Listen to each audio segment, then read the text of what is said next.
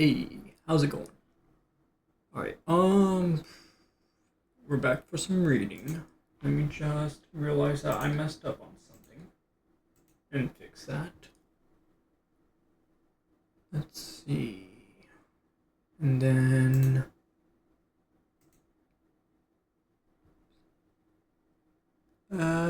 looks, yeah, 360. Why? There we go. Alright, so we're back, right? Let's see.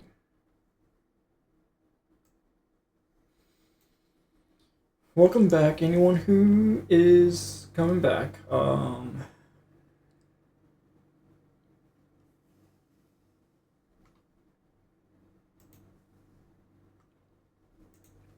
go on and get started with Exodus chapter 16. Of course, prayer first.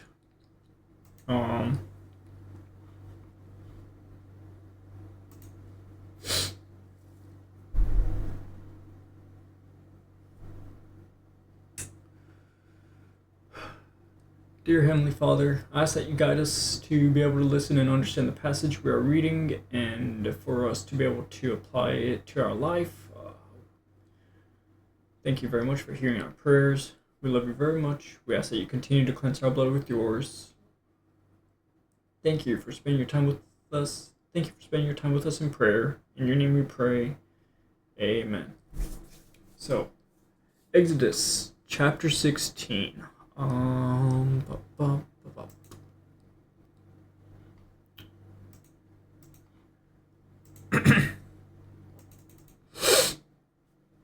they journeyed from Elim, and all the congregation of the children of Israel came to the wilderness of Sin, which is between Elim and Sinai, on the 15th day of the second month after they departed from the land of Egypt. Then the whole congregation of the children of Israel complained against Moses and Aaron in the wilderness. And the children of Israel said to them, "Oh, that we had died by the hand of the Lord in the land of Egypt, when we sat by the pots of meat, and when we ate bread to the full. For you have brought us out into this wilderness, to kill this whole assembly with hunger." Then the Lord said to Moses, "Behold, I will rain bread from heaven for you, and the people shall go out and gather a certain quota every day, that I may test them, whether they will walk in my law or not. And it shall be on the 6th day that they shall prepare what they bring in, and it shall be twice as much as they gather daily." Then Moses and Aaron said to all the children of Israel, "At evening you shall know that the Lord has brought you out of the land of Egypt."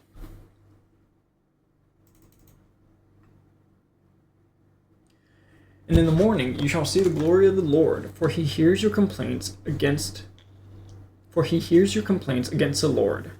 But what are we that you complain against us?" Also Moses said, "This shall be seen when the Lord gives you meat to eat in the evening, and in the morning bread to the full. For the Lord hears your complaints, which you make against him. And what are we? Your complaints are not against us, but against the Lord." Then Moses spoke to Aaron, "Say to all the congregation of the children of Israel, 'Come near before the Lord, for he has heard your complaints.'" Now it came to pass, as Aaron spoke to the whole congregation of the children of Israel, that they looked toward the wilderness, and behold, the glory of the Lord appeared in the cloud. And the Lord spoke to Moses, saying, "I have heard the complaints of the children of Israel. Speak to them, saying, 'At twilight you shall eat meat, and in the morning you shall be filled with bread, and you shall know that I am the Lord your God.'" So it was that quails came up at evening and covered the camp, and in the morning the dew lay all around the camp. And when the layer of dew lifted, there on the surface of the wilderness was a small round substance, as fine as frost on the ground. So when the children of Israel saw it, they said to one another, "What is it?" For they did not know what it was. And Moses said to them, "This is a bread which the Lord has given you to eat. This is a thing which the Lord has commanded. Let every man gather it according to each one's need. 1 omer for each person. According to the number of persons, let every man take for those who are in his tent." All right, omer. What does omer mean?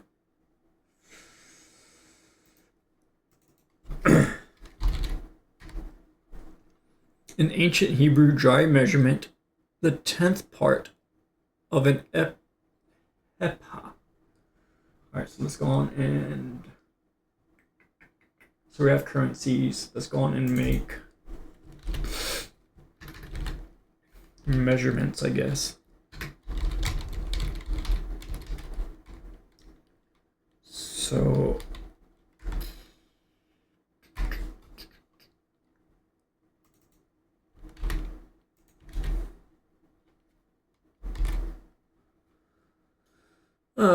a sheaf or corn. Hold up. A sheaf of corn or omer of grain presented as an offering on the second day of Passover. Okay, I don't think that's what I'm looking for. I mean, it might be helpful in its own way.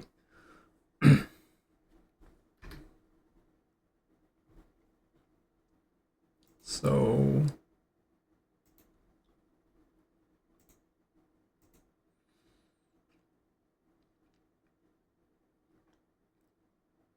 Then the children of Israel did so and gathered, some more, some less. So when they measured it by omers, he who gathered much had nothing left over, and he who gathered little had no lack. Oh, lack of the, I guess, ingredient. Every man had gathered. I get it. So it didn't matter how hard you worked, or how little you worked. Well, I think as long as you tried your best, you always had enough. Every man had gathered according to each one's need. Yeah. And Moses said, "Let no one leave any of it till morning." Notwithstanding, they did not heed Moses, but some of them left part of it until morning, and it bred worms and stank. And Moses was angry with them. So they gathered it every morning, every man according to his need, and when the sun became hot, it melted. And so it was on the 6th day that they gathered twice as much bread, 2 omers for each one. And all the rulers of the congregation came and told Moses. Then he said to them, "This is what the Lord has said. Tomorrow is a Sabbath rest. Tomorrow is a Sabbath rest. A holy Sabbath to the Lord. Bake what you will bake today, and boil what you will boil, and lay up for yourselves all that remains to be kept until morning."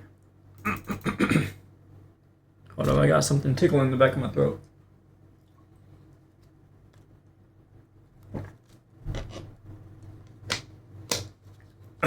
So they laid it up till morning, as Moses commanded. And it did not stink, nor were there any worms in it. Then Moses said, "Eat that today, for today is a Sabbath to the Lord. Today you will not find it in the field. 6 days you shall gather it, but on the 7th day, which is a Sabbath, there will be none." Now it happened that some of the people went out on the 7th day to gather, but they found none. And the Lord said to Moses, "How long do you refuse to keep my commandments and my laws? See, for the Lord has given you the Sabbath. Therefore he gives you on the 6th day bread for 2 days. Let every man remain in his place. Let no man go out of his place on the 7th day." So the people rested on the 7th day, and the house of Israel called its name Manna. We're gonna go with manna, just because there's two N's. And it was like white coriander seed, and the taste of it was like wafers made with honey. Then Moses said, "This is a thing which the Lord has commanded, fill an omer with it, to be kept for your generations, that they may see the bread with which I fed you in the wilderness, when I brought you out of the land of Egypt." And Moses said to Aaron, "Take a pot and put an omer of manna in it, and lay it up before the Lord, to be kept for your generations. As the Lord commanded Moses, so Aaron laid it up before the testimony to be kept. And the children of Israel ate manna 40 years. Until they came to an inhabited land, they ate manna until they came to the border of the land of Canaan. Now an omer is 1/10 of an ephah. There's where ephah is, but I'm still not quite sure what ephah is. Okay. Equivalent to a bushel, thanks.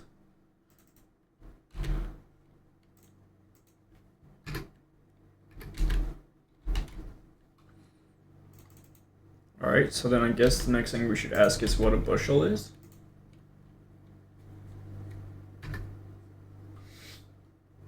In ancient Hebrew, I don't know what 35 liters, I think.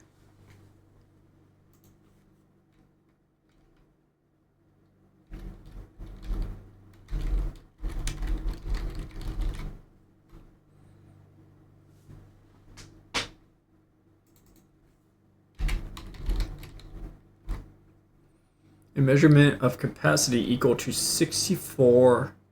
Okay. So, let me see.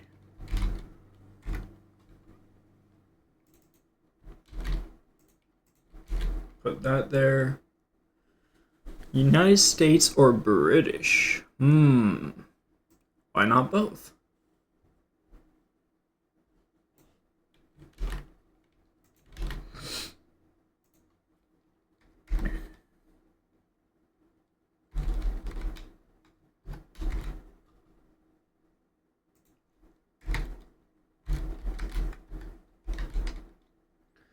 So for Americans, a measure of capacity equal to 64 United States pints, equivalent to 35.2 liters, used for dry goods. And as the ephah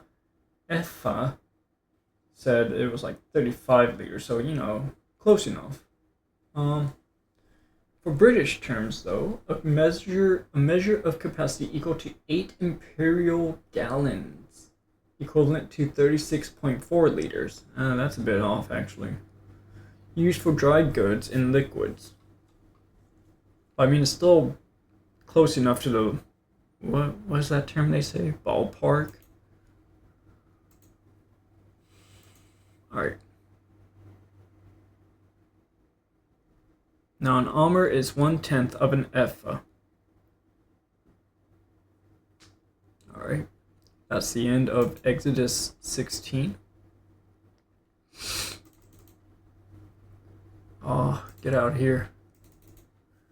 Then all the congregation of the children of Israel set out on their journey from the wilderness of Sin, according to the commandment of the Lord, and camped in Rephidim.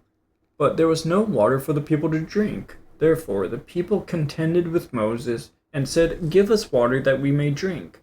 And Moses said to them, "Why do you contend with me? Why do you tempt the Lord?" Alright, what's contend mean? Like, I've heard of a contender, but I only know like a brief... Okay, struggle to surmount or assert something as position in an argument.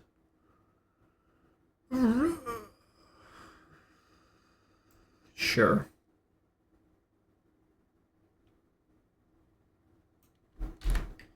contend would be over here.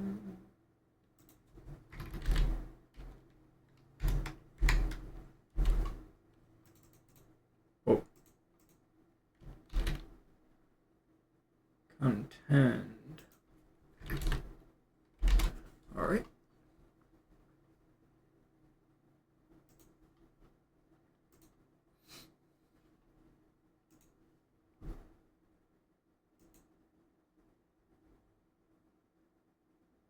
Okay. And the people thirsted there for water. And the people complained against Moses and said, "Why is it you have brought us up out of Egypt to kill us and our children and our livestock with thirst?" So Moses cried out to the Lord, saying, "What shall I do with these people? With this people? They are almost ready to stone me."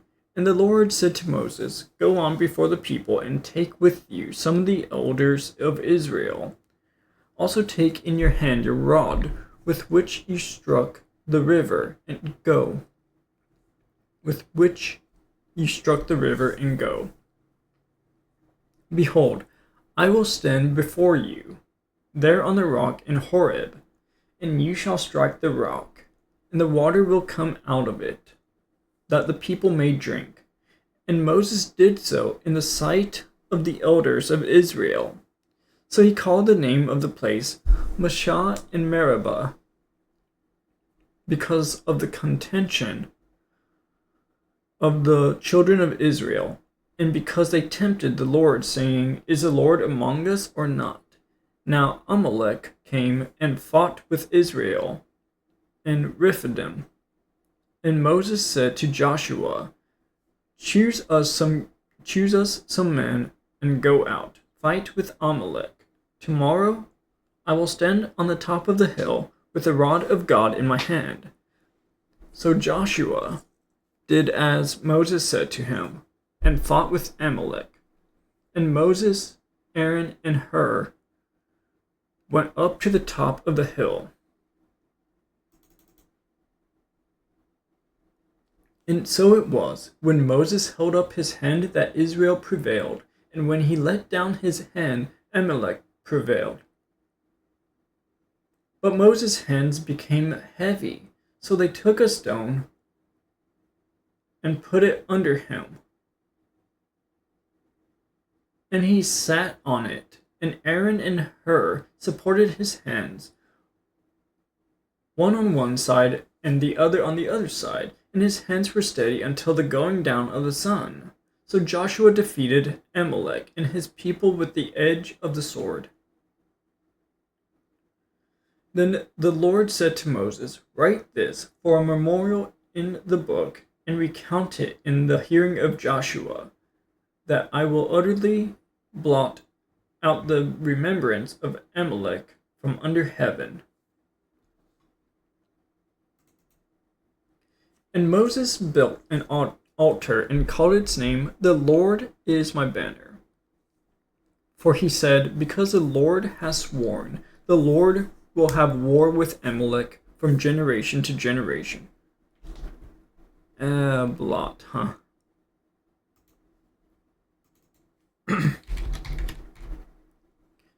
A dark mark or stain, typically one made by ink, paint, or dirt.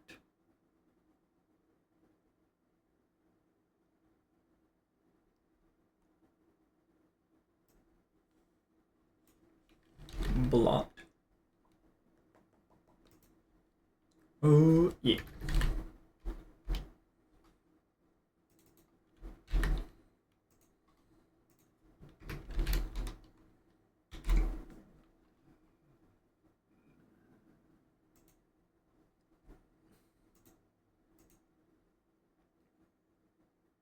Okay, and that was the end of Exodus 17.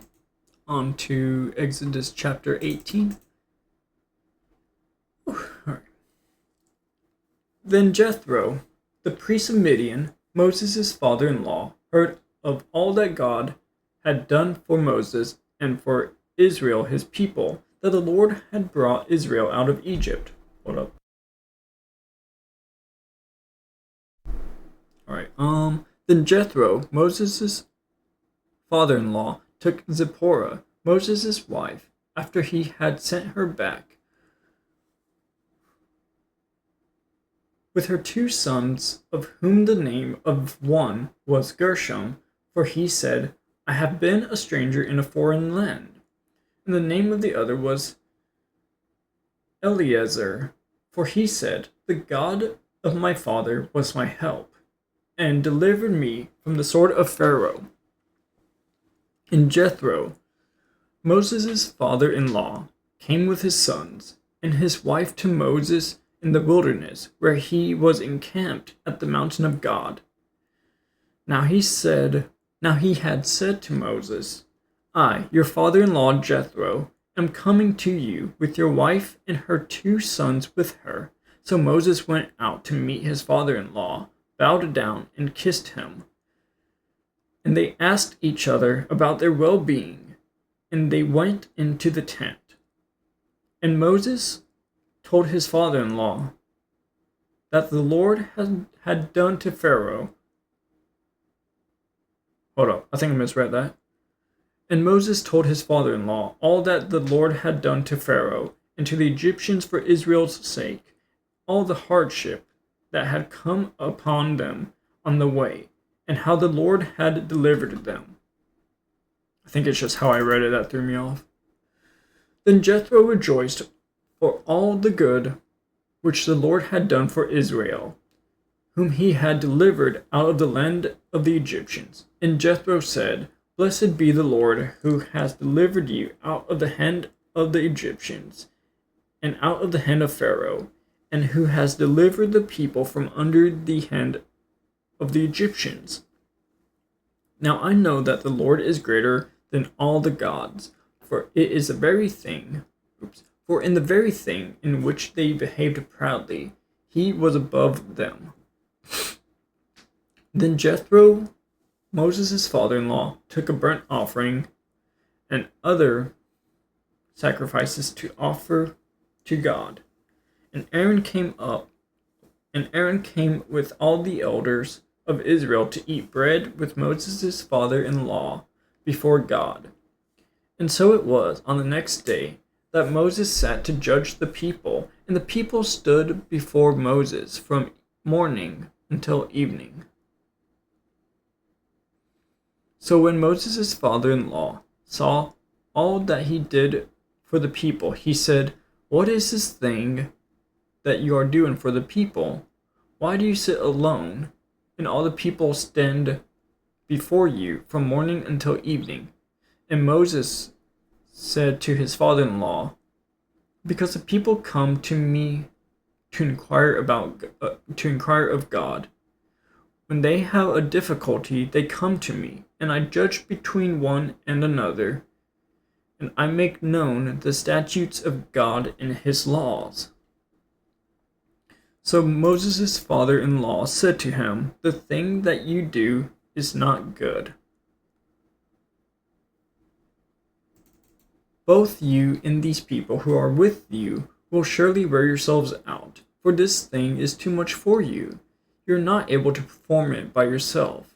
Listen now to my voice. I will give you counsel, and God will be with you. Stand before God for the people, so that you may bring the difficulties to God. And you shall teach them the statutes and the laws, and show them the way in which they must walk, and the work they must do. Moreover, you shall select from all the people able men, such as fear God, men of truth, hating covetousness, and place such over them to be rulers of thousands, rulers of hundreds, rulers of 50s, and rulers of 10s. And let them judge the people at all times.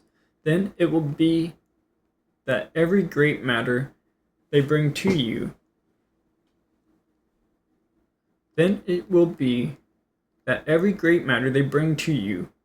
but every small matter they themselves shall judge, so it will be easier for you, for they will bear the burden with you.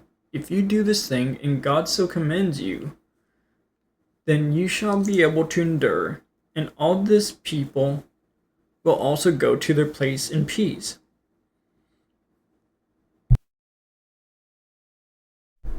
So Moses heeded the word of his father-in-law, and did all that he had said. And Moses chose able men out of all Israel, and made them heads over the people, rulers of thousands, rulers of hundreds, rulers of 50s, and rulers of 10s.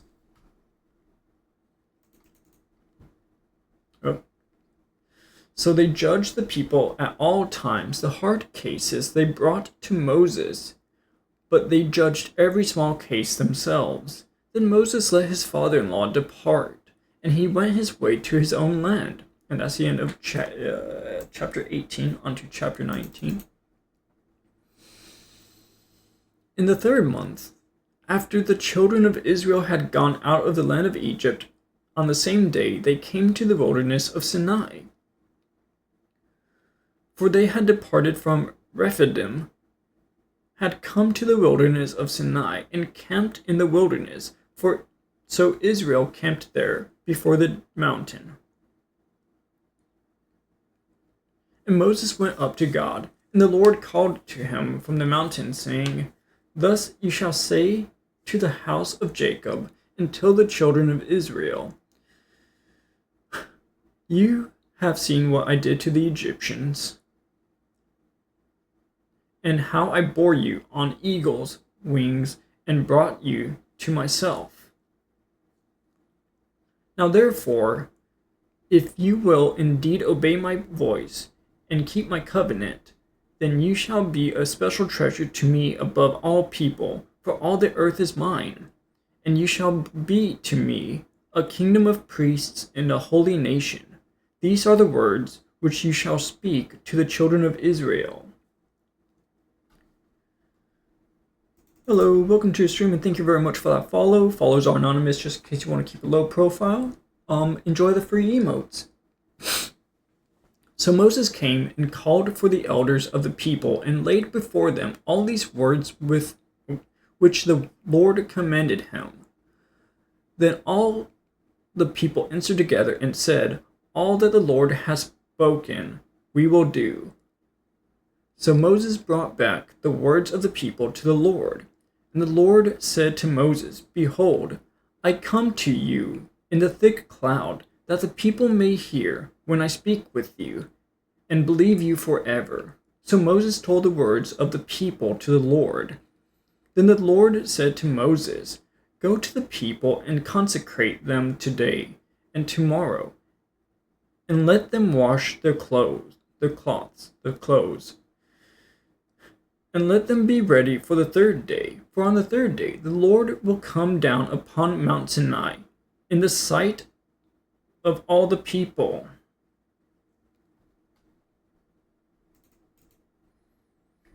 Praise God. I'm going to sit and listen. Gotcha. Hope you enjoy the listening, or hope you enjoy the reading.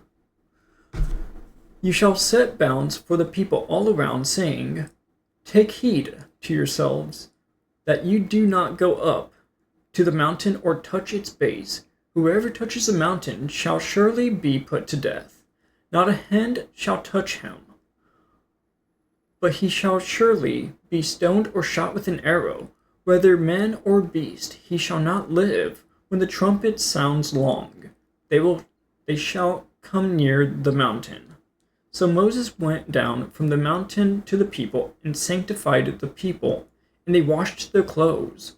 And he said to the people, Be ready for the 3rd day. Do not come near your wives. Then it came to pass on the 3rd day, in the morning, that there were thunderings and lightnings, and a thick cloud on the mountain, and the sound of the trumpet was very loud, so that all the people who were in the camp trembled. And Moses brought the people out of the camp to meet with God, and they stood at the foot of the mountain. Now Mount Sinai was completely in smoke, because the Lord descended upon it in fire. Its smoke ascended like the smoke of a furnace, and the whole mountain quaked greatly. And when the blast of the trumpet sounded long and became louder and louder, Moses spoke, and God answered him by voice. Then the Lord came down upon Mount Sinai, on the top of the mountain, and the Lord called Moses to the top of the mountain, and Moses went up. And the Lord said to Moses, "Go down and warn the people, lest they break through to gaze at the Lord, and many of them perish. Also, let the priests who come near the Lord consecrate themselves, lest the Lord break out against them." But Moses said to the Lord, "The people cannot come up to Mount Sinai, for you warned us, saying, 'Set bounds around the mountain and consecrate it.'" Then the Lord said to him, "Away, get down, and then come up, you and Aaron with you, but do not let the priests and the people break through to come up to the Lord, lest he break out against them." So Moses went down to the people and spoke to them. That's the end of Exodus 9, chapter 19, on to chapter 20. And God spoke all these words, saying, "I am the Lord your God, who brought you out of the land of Egypt, out of the house of bondage. You shall have no other gods before me. You shall not make for yourself a carved image, or any likeness of anything that is in heaven above, or that is in the earth beneath, or that is in the water under the earth. You shall not bow down to them, nor serve them. For I, the Lord your God, am a jealous God, visiting the iniquity of the fathers of the children to the third and fourth generations of those who hate me." All right, let's see. Iniquity.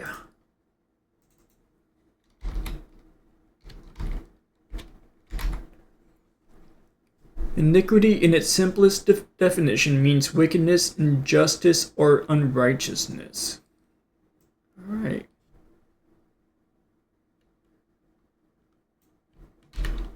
Let's see. Iniquity, that's I. Iniquity.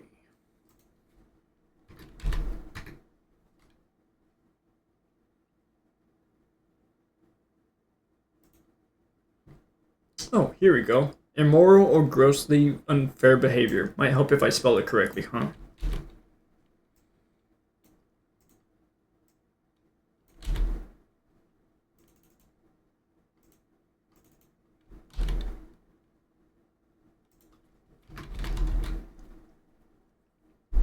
Alright, so let's go and reread that. Try to get a better understanding. Let's see. You shall not bow down to them, nor serve them, for I, the Lord your God, am a jealous God, visiting the iniquity of the fathers on the children to the third and fourth generations of those who hate me. Okay. But showing mercy to thousands, to those who love me and keep my commandments. You shall not take the name of the Lord your God in vain. For the Lord will not hold him guiltless who takes his name in vain. Remember the Sabbath day, to keep it holy.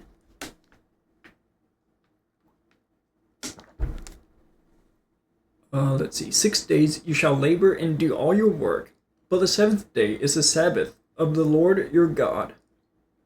In it you shall do no work, you nor your son, nor your daughter, nor your male servant, nor your female servant, nor your cattle, nor your stranger who is within your gates. For in the 6 days the Lord made the heavens and the earth, and the sea and all that is in them, and rested the seventh day. Therefore the Lord blessed the Sabbath day and hallowed it. Hollow.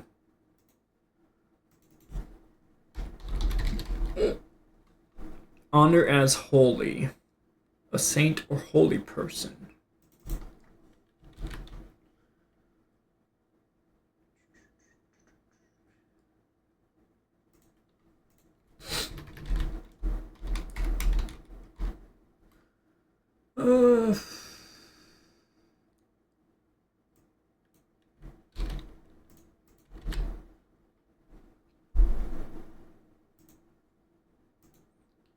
Alright, and then let's see.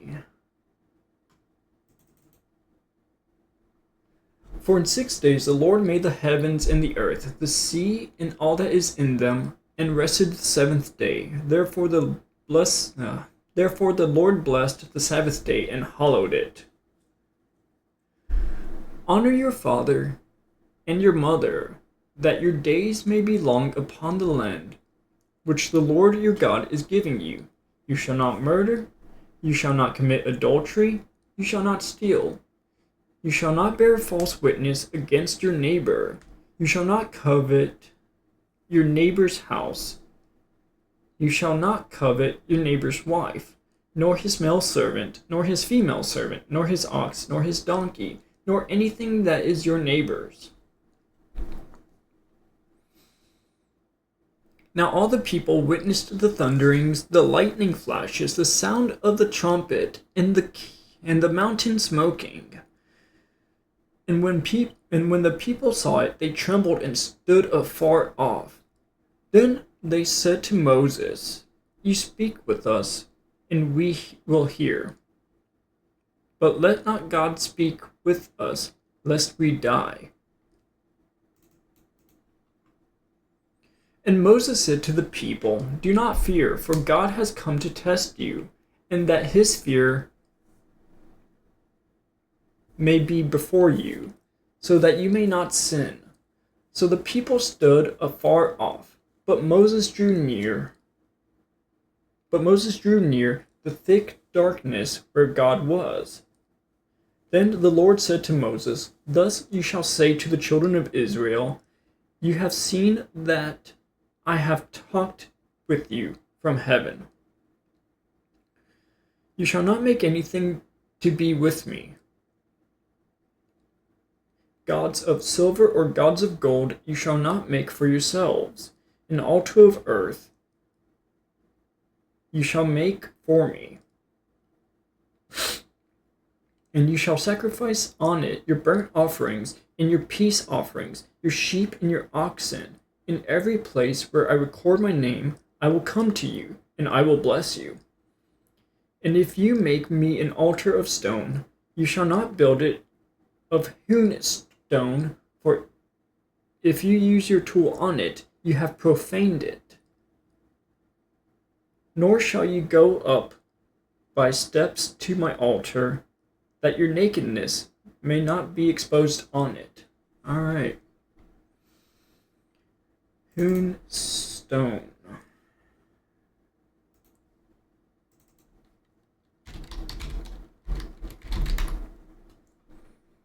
Hewn stones refer to stones that have been shaped and smoothed by tools, often for use in construction. Which is why I was talking about the stones getting profaned by being touched by tools. All right.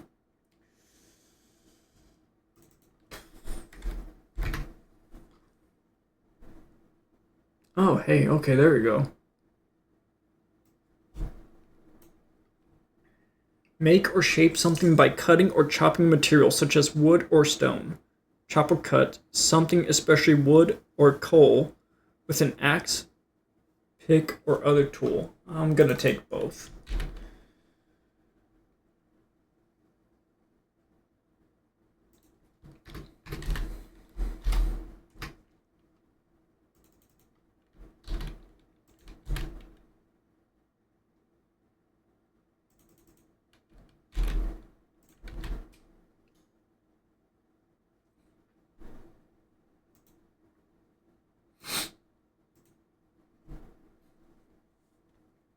Alright, so, oh yeah, and profaned it. Profane is probably something the equivalent of taint, right? Relating or devoted to that which is not sacred or biblical, secular, rather than religious. Secular.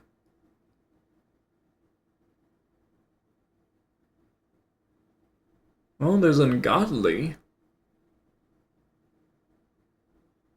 Let me see.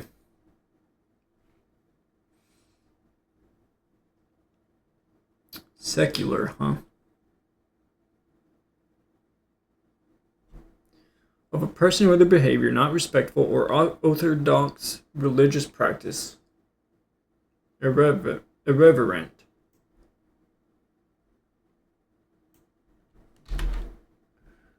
Let's see. PR.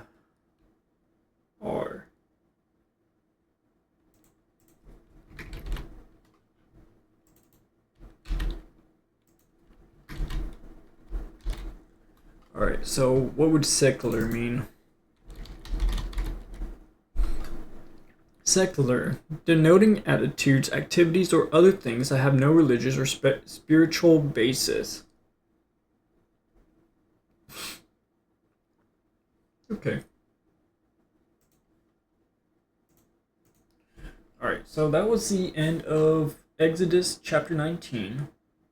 Chapter 20 onto chapter 21.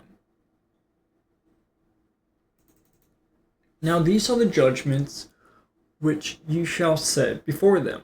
If you buy a Hebrew servant, he shall serve 6 years, and in the 7th he shall go out free and pay nothing. If he comes in by himself, he shall go out by himself. If he comes in married, then his wife shall go out with him. Hold up. If his master has given him a wife, and she has borne him sons or daughters, the wife and her children shall be her master's, and he shall go out by himself. But if the servant plainly says, I love my master, my wife, and my children, I will not go out free, then his master shall bring him to the judges. He shall also bring him to the door, or to the doorpost, and his master shall pierce his ear with an awl, and he shall serve him forever. Alright, awl.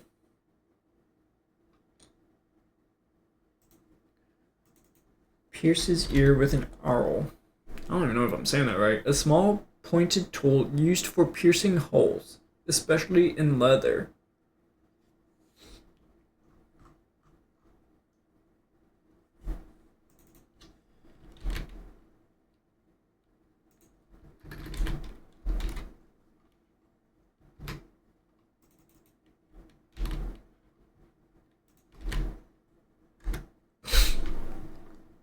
Alright, let's see.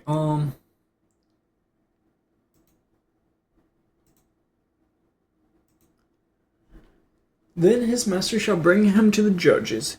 He shall also bring him to the door, or to the doorpost, and his master shall pierce his ear with an awl, and he shall serve him forever. And if a man sells his daughter to be a female slave, she shall not go out, as the male slaves do. If she does not please her master, who has betrothed her to himself, then he shall let her be redeemed. He shall have no right to sell her to a foreign people, since he has dealt deceitfully with her. And if he has betrothed her to his son, he shall deal with her according to the custom of daughters. If he takes another wife, he shall not diminish her food, her clothing, and her marriage rights. And if he does not do these 3 for her, then we shall go out free. Oh, I misread that. And if he does not do these 3 for her, then she shall go out free, without paying money. He who strikes a man so that he dies shall surely be put to death. However, if he did not lie in wait, but God delivered him into his hand, then I will appoint for you a place where he may flee.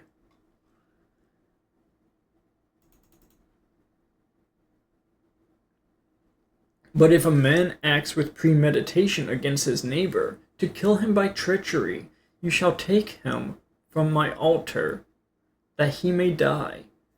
And he who strikes his father or his mother shall surely be put to death. He who kidnaps a man and sells him, or if he is found in his hand, shall surely be put to death. And he who curses his father or his mother shall surely be put to death. If men contend with each other, and one strikes the other with a stone or with his fist, and he does not die, but is confined to his bed, if he rises again and walks about outside with his staff, then he who struck him shall be acquitted. He shall only pay for the loss of his time and shall provide for him to be thoroughly healed. All right. Oops. Acquitted.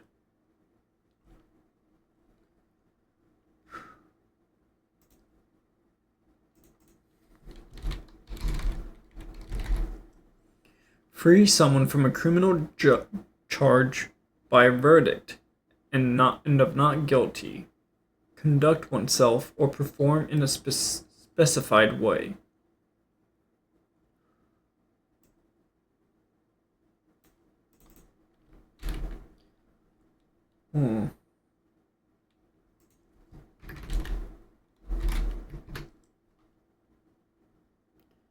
Let me see.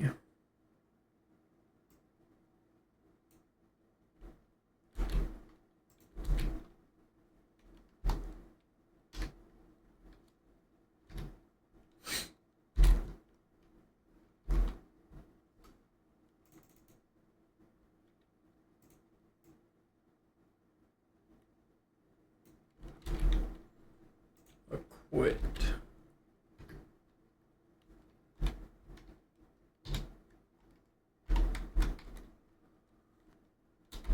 Alright. So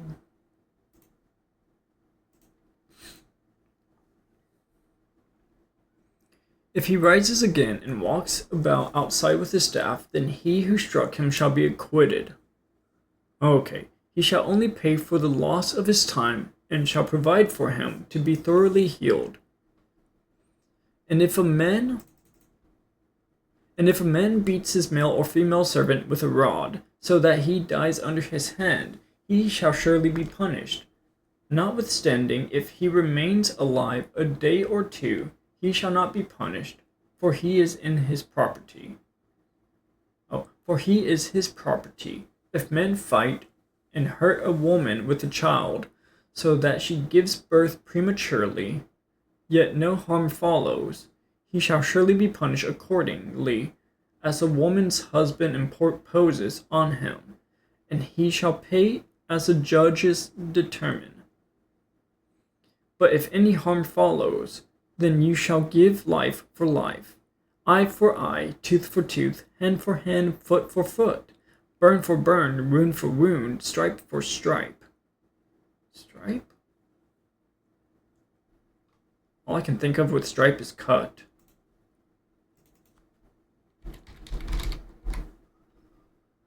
Oh, no.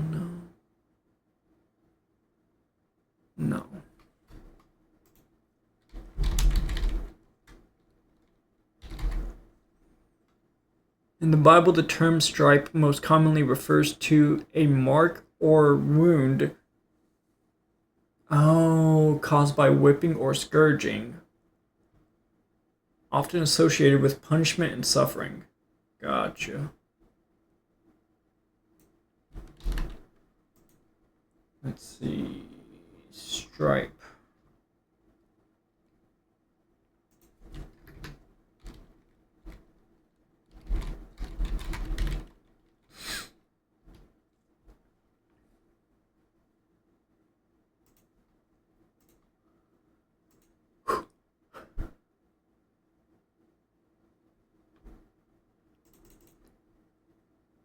If a man strikes the eye of his male or female servant and destroys it, he shall let him go free for the sake of his eye. And if he knocks out the tooth of his male or female servant, he shall let him go free for the sake of his tooth. If an ox gores a man or woman to death, then the ox shall surely be stoned, and its flesh shall not be beaten. shall not be eaten, but the owner of the ox shall be acquitted. But if the ox tended to thrust with its horn in times past, and it has been made known to his owner, and he has not kept it confined, so that it has killed a man or a woman, the ox shall be stoned, and its owner also shall be put to rest. If there is imposed If there is imposed on him a sum of money, then he shall pay to redeem his life, whatever is imposed on him, whether it has gored a son or gored a daughter, according to this judgment, it shall be done to him. If the ox gores a male or female servant, he shall give to their master 30 shekels of silver, and the ox shall be stoned.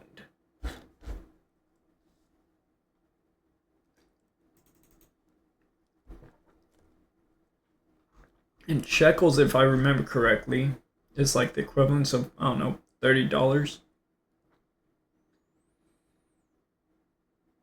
Or 3,000 agerots. And if a man opens a pit, or if a man digs a pit, and does not cover it, and an ox or a donkey falls in it, the owner of the pit shall make it good. He shall give money to their owner, but the dead animal shall be his. If one man's ox hurts another, so that it dies, then they shall sell the live ox and divide the money from it. And the dead ox they shall also divide. And the dead ox they shall also divide. Or if it was known that the ox tended to thrust in time past, and its owner has not kept it confined, he shall surely pay ox for ox, and the dead animal shall be his. And that's the end of Exodus chapter 21. On to Exodus chapter 22. If a man steals an ox or a sheep, and slaughters it or sells it, he shall restore 5 oxen for an ox, and 4 sheep for a sheep. If the thief is found breaking in, and he is struck so that he dies, there shall be no guilt for his bloodshed.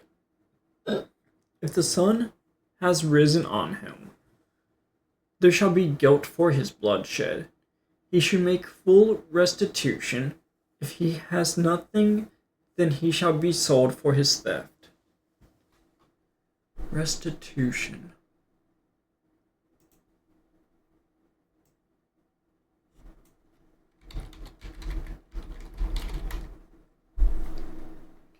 The restoration of something lost or stolen to its proper owner.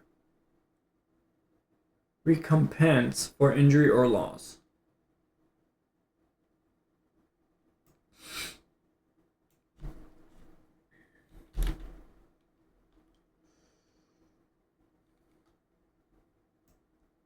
Restitution.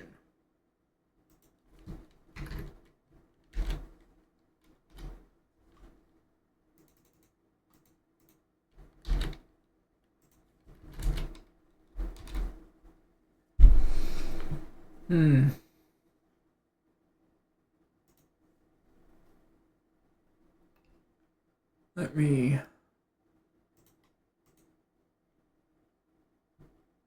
try to figure out where we left off.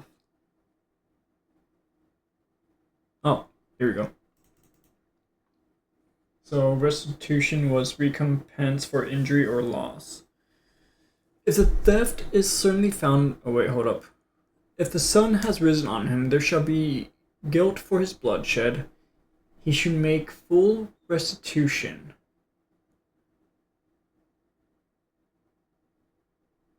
If he has nothing, then he shall be sold for his theft. If the theft is certainly found alive in his hand, whether it is an ox or donkey or sheep, he shall restore double. If a man causes a field or vineyard to be grazed, and lets loose his animal, and it feeds in another man's field, he shall make restitution from the best of his own field and the best of his own vineyard. If fire breaks out and catches in thorns, so that standing grain, or the field is consumed, he who kindled the fire shall surely make restitution. If a man delivers to his neighbor money or articles to keep, If a man delivers to his neighbor money or articles to keep, and it is stolen out of the man's house, if the thief is found, he shall pay double. If the thief is not found, then the master of the house shall be brought to the judges to see whether he has put his hand into his neighbor's goods. For any kind of trespass, whether it concerns an ox, a donkey, a sheep, or clothing, or for any kind of lost thing which another claims to be his, the cause of both parties shall come before the judges, and whomever the judges condemn shall pay double to his neighbor. If a man delivers to his neighbor a donkey, an ox, a sheep, or any animal to keep, and it dies, is hurt, or driven away, no one seeing it, then an oath of the Lord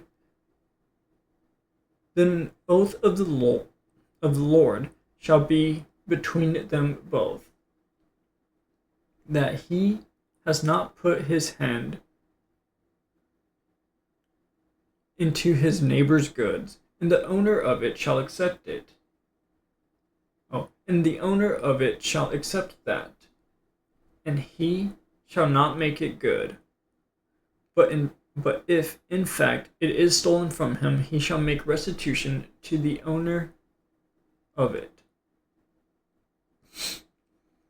If it is torn to pieces by a beast, then he shall bring it as evidence, and he shall not make good what was torn. And if a man borrows anything from his neighbor, and it becomes injured or dies, the owner of it, not being with it, he shall surely make it good. If its owner was with it, he shall not make it good. If it was hired, it came for its hire.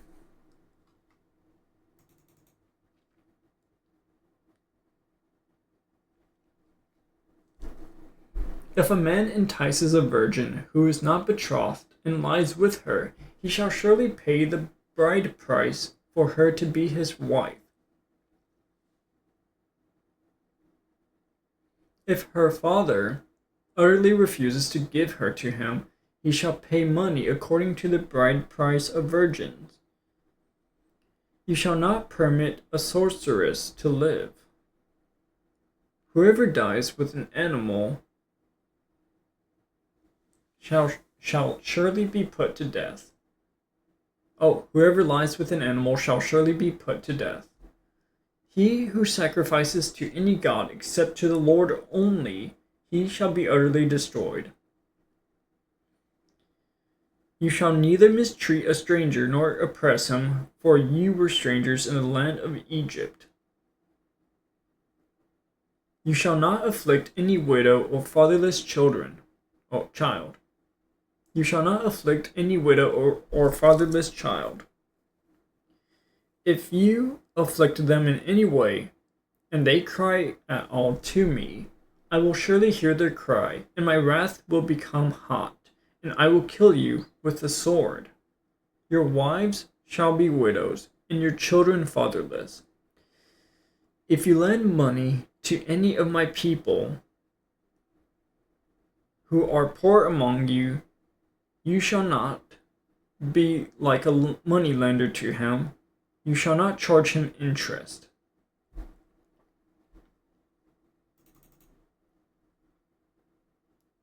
If you ever take your neighbor's garment as a pledge, you shall return it to him before the sun goes down. For that is his only covering. It is his garment for his skin. What will he sleep in? And it will be that when he cries to me, I will hear, for I am gracious. You shall not revile God, nor curse a ruler of your people.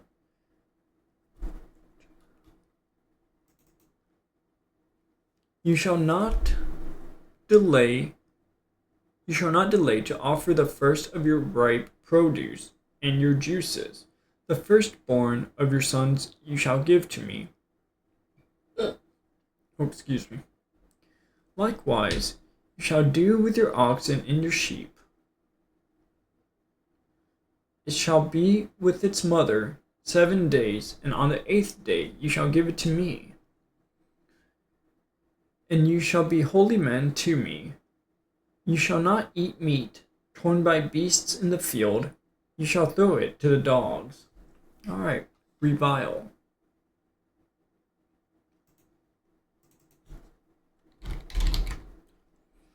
Criticize in an abusive or angrily insulting manner. Revile.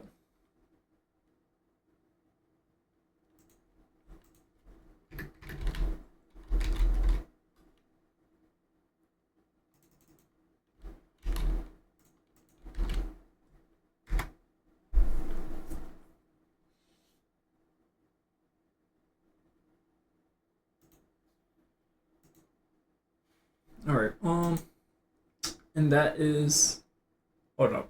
Revile. What was revile again? Criticize in an abusive or angrily insulting manner.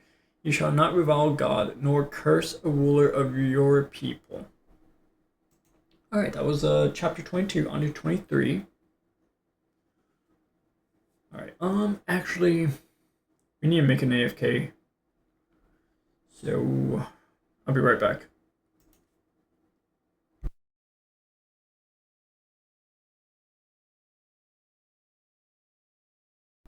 All right, we're back.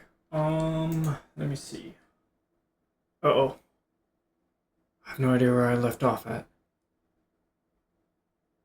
Oh, okay. I think we just finished Exodus chapter 22 and start on chapter 23. I hope so. All right, let me see here now. You shall not circulate a false report. Do not put your hand with the wicked to be an unrighteous witness. You shall not follow a crowd to do evil, nor shall you testify in a dispute, so as to turn aside after many to pervert justice. I feel like I'm misunderstanding that. To pervert justice. To pervert justice.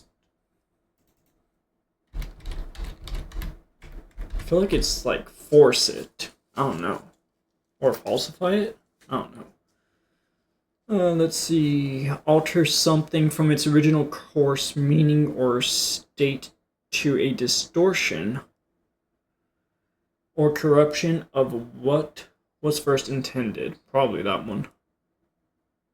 And then we got that one.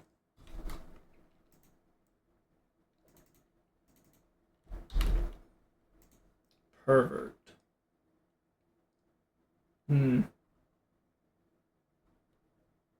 Here we go. Nope. I lied. Here we go.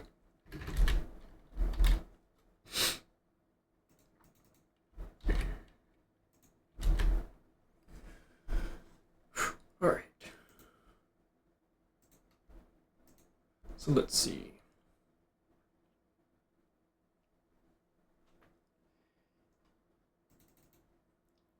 You shall not show partiality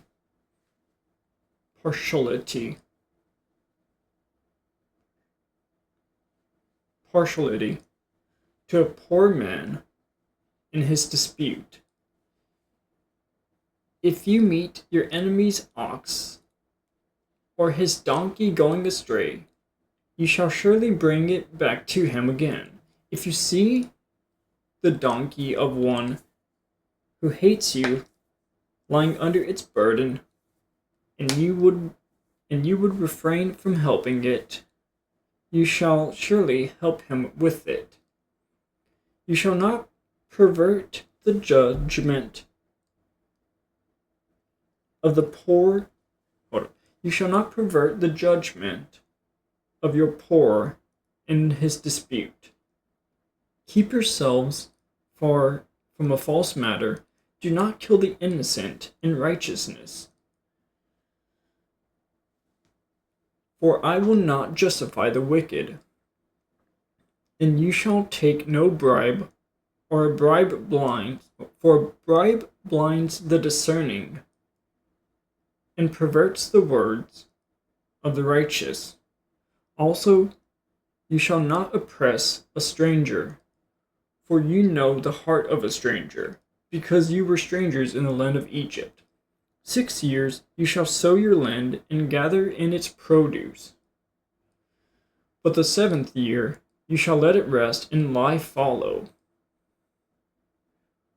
that the poor of your people may eat, and what they leave, the beasts of the field may eat. In like manner you shall do with your vineyard and your olive grove. All right. I follow. Where was follow?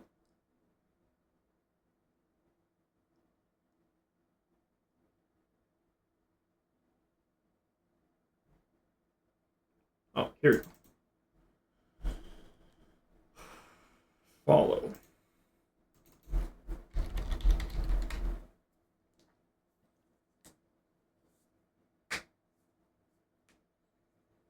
Of farmland, plowed and harrowed but left unsown for a period in order to restore its fertility as part of a crop rotation, or to avoid surplus production. Okay. Of a period of time characterized by an action unproductive.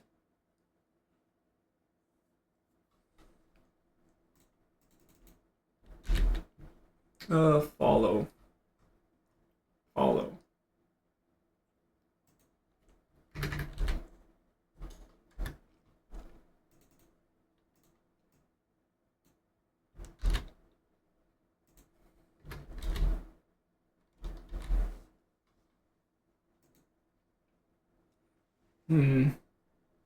There was something else I was interested in, or something else that caught my attention. Oh boy.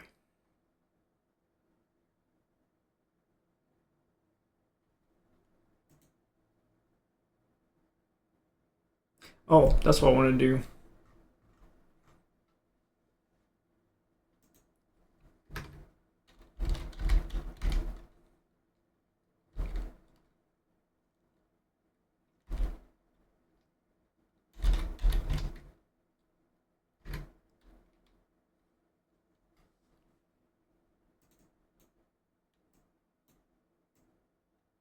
I want to get that.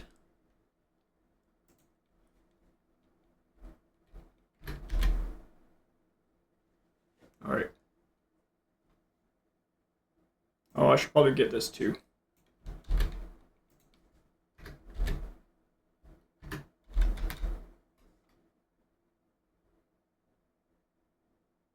Cool.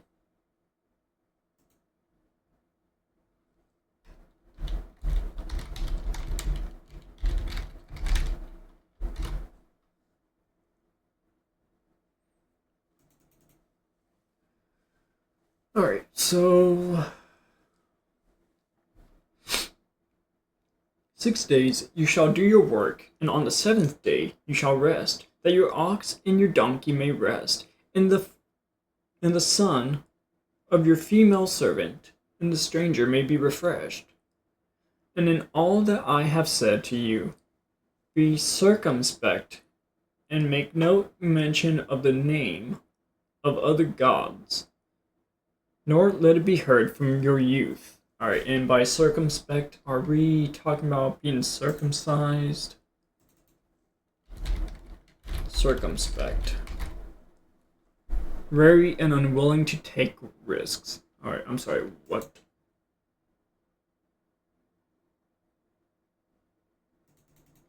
And in all that I have said to you, be circumspect. Be unwilling to take risks. Really? Huh.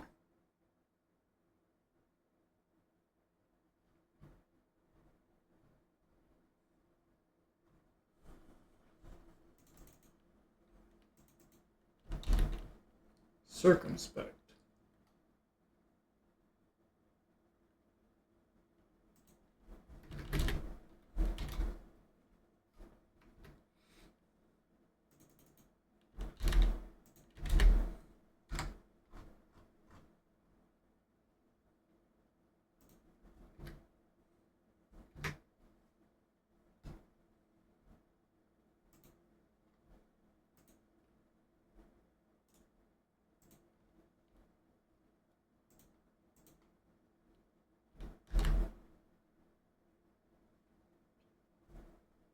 Alright.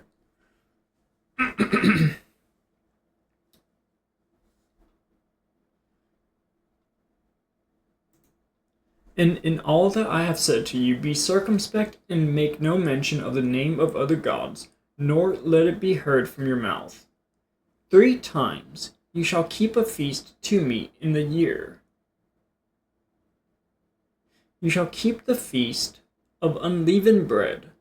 You shall eat unleavened bread 7 days, as I commanded you, at the time appointed in the month of Abib. For in it you came out of Egypt. None shall appear before me empty.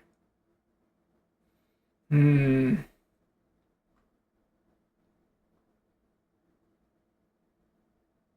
have measurements, we have currencies. Let's make time as well.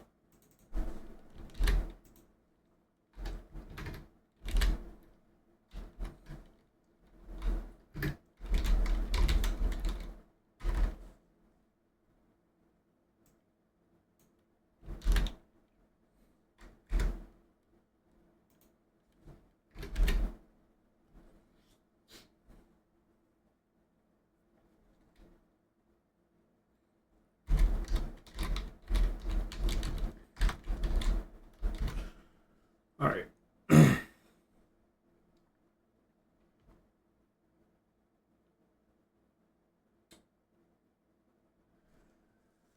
Okay, so let's see. Right, none shall appear before me empty. And the feast of harvest, the first fruits of your labor, which you have sown in the field, and the feast of ingathering, at the end of the year, when you have gathered in the fruit of your labors from the field, 3 times in the year, all your males shall appear before the Lord God. You shall not offer the blood of my sacrifice with leavened bread, nor shall the fat of my sacrifice remain until morning. The first of the first fruits. Hold up. I'm going to take this down just in case. 3 times. Okay, you know what? I'm still gotta read this. The first of your first fruits of your land you shall bring into the house of the Lord your God. You shall not boil a young goat in its mother's milk. Behold, I send an angel before you to keep you in the way and to bring you into the place which I have prepared. Beware of him and obey his voice. Do not provoke him, for he will not pardon your transgressions. For my name is in him. But if you indeed obey his voice and do all that I speak, then I will be an enemy to your enemies and an adversary to your adversaries. For my angel will go before you and bring you in to the Amorites and the Hittites and the Perizzites and the Canaanites and the Hivites and the Jebusites, and I will cut them off. You shall not bow down to their gods, nor serve them, nor do according to their works, but you shall utterly overthrow them and completely break down their sacred pillars. So you shall serve the Lord your God, and he will bless your bread and your water, and I will take sickness away from the midst of you. No one shall suffer miscarriage or be barren in your land. I will fulfill the number of your days. I will send my fear before you. I will cause confusion among all the people to whom you come, and will make all your enemies turn their backs to you. And I will send hornets before you, which shall drive out the Hivite, the Canaanite, and the Hittite from before you. Alright, I think we can go back and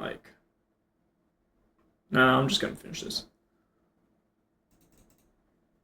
I will not drive them out from before you in 1 year, lest the land become desolate and the beasts of the field become too numerous for you. Little by little I will drive them out from before you, until you have increased, and you inherit the land. And I will set your bounds from the Red Sea to the sea, Philistia, and from the desert to the river, for I will deliver the inhabitants of the land into your hand, and you shall drive them out from before you. And you shall drive them out before you. You shall make no covenant with them, nor with their gods. They shall not dwell in your land, lest they make you sin against me. For if you serve their gods, it will surely be a snare to you. Alright, let's see.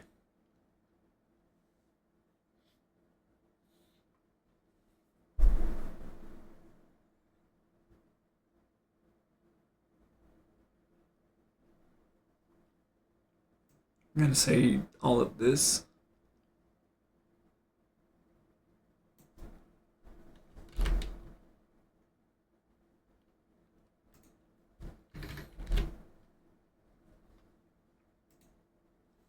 Alright, so that's the end of chapter 23 on to chapter 24.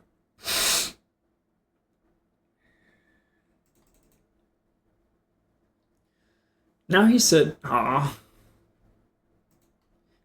to Moses, "Come up to the Lord, you and Aaron, Nadab and Abihu, and 70 of the elders of Israel, and worship from afar, and Moses alone shall come near the Lord.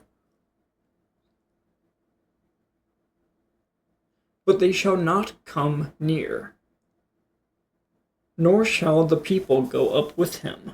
So Moses came and told the people,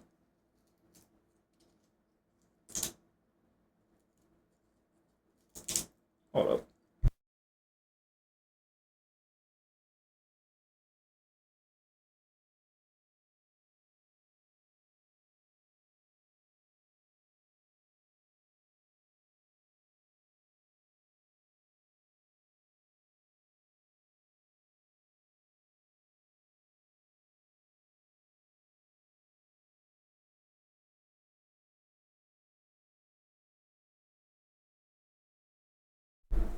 Alright. Oh boy. Okay, let me just reread 2. "And Moses alone shall come near the Lord, but they shall not come near, nor shall the people go up with him." So Moses came and told the people all the words of the Lord and all the judgments. And all the people answered with one voice and said, all the words which the Lord has said, we will do. And Moses wrote all the words of the Lord. And he rose early in the morning and built an altar at the foot of the mountain and 12 pillars according to the 12 tribes of Israel. Then he sent young men of the children of Israel who offered burnt offerings and sacrificed peace offerings of oxen to the Lord. And Moses took half the blood and put it in basins, and half the blood he sprinkled on the altar.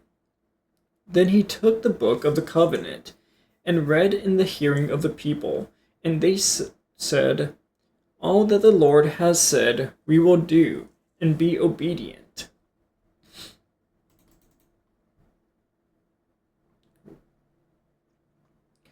And Moses took the blood, sprinkled it on the people, and said, this is the blood of the covenant which the Lord has made with you according to all these words. Then Moses went up, also Aaron, Nadab, and Abihu, and 70 of the elders of Israel, and they saw the God of Israel.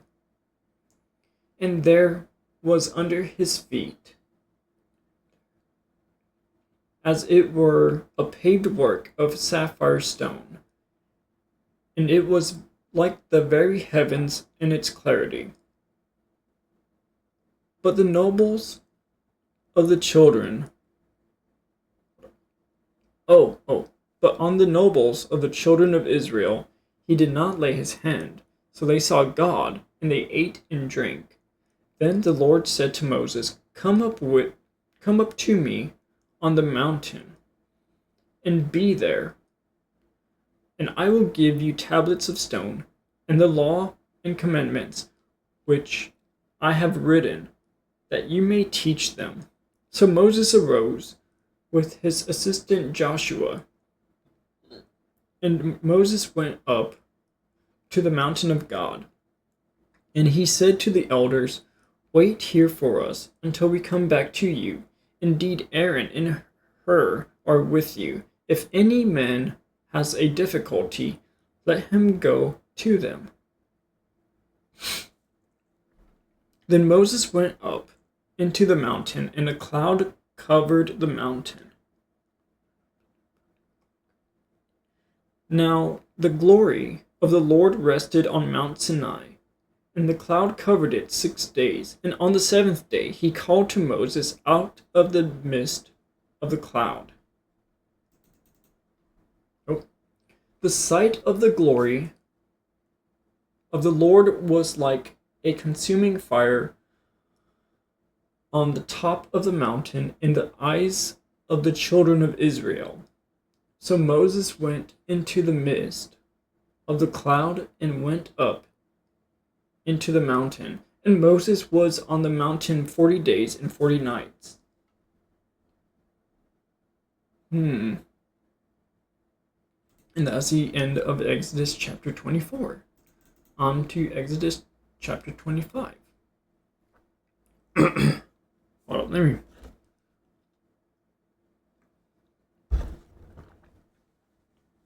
Then the Lord said to Moses, saying,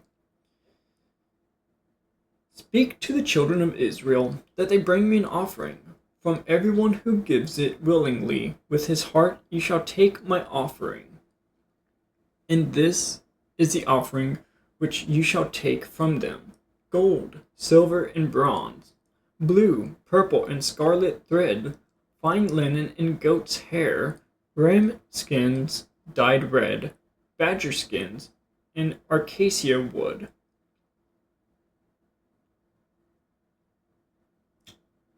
Hold up. Speak to the children of Israel that they bring me an offering. From everyone who gives it willingly with his heart you shall take my offering. Anyways. Oil for the light and spices for the anointing oil, and for the sweet incense,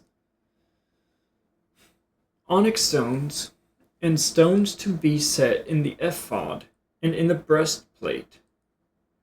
And let them make me a sanctuary, that I may dwell among them, according to all that I show you, that is, the pattern of the tabernacle, and the pattern of all its furnishings, just so you shall make it. And they shall make an ark of acacia wood, 2.5 cubits shall be its length, 1.5 cubits its width, and 1.5 cubits its height. And you shall overlay it with pure gold inside and out.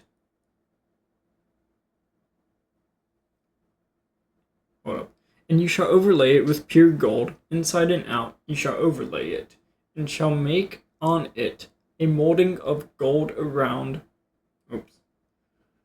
And shall make on it a molding of gold all around. You shall cast 4 rings. You shall cast 4 rings of gold for it, and put them in its 4 corners. 2 rings shall be on one side, and 2 rings on the other side.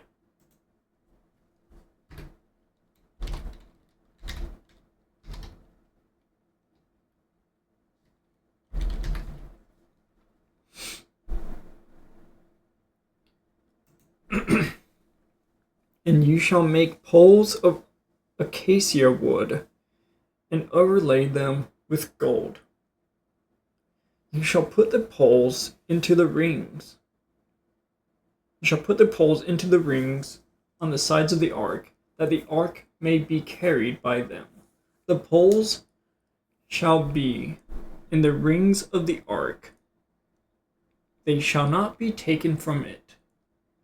And you shall put into the ark the testimony which I will give you.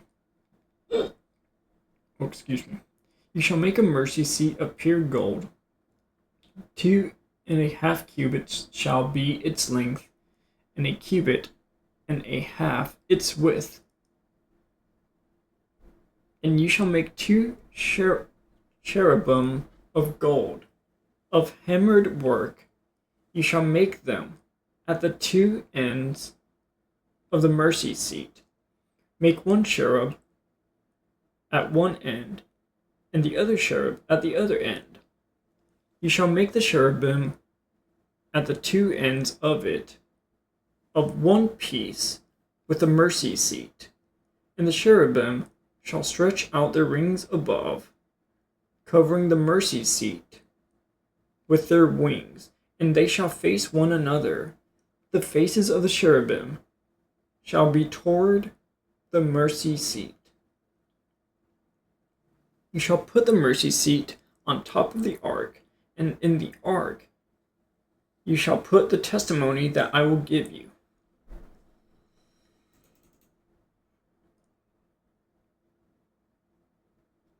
And there I will meet with you, and I will speak with you from above the mercy seat, from between the 2 cherubim, which are on the ark of the testimony, about everything which I will give you in commandment to the children of Israel. You shall also make a table of acacia wood. 2 cubits shall be its length, 1 cubit its width, and 1.5 cubits its height. And you shall overlay it with pure gold, and make a molding of gold all around. You shall make it for a frame of a handbreadth all around, and you shall make a gold molding for the frame all around. And you shall make for it 4 rings of gold, and put the rings on the corners that are at its 4 legs. The rings shall be close to the frame, as holders for the poles to bear the table, and you shall make the poles of acacia wood, and overlay them with gold, that the table may be carried with them. You shall make its dishes, its pans, its pitchers, and its bowls for pouring. You shall make them of pure gold.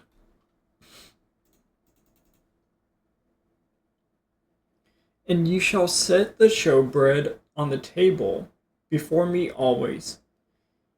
You shall also make a lampstand of pure gold. The lampstand shall be of hammered work, its shaft, its branches, its bowls, its ornamental knobs, and flowers shall be of one piece.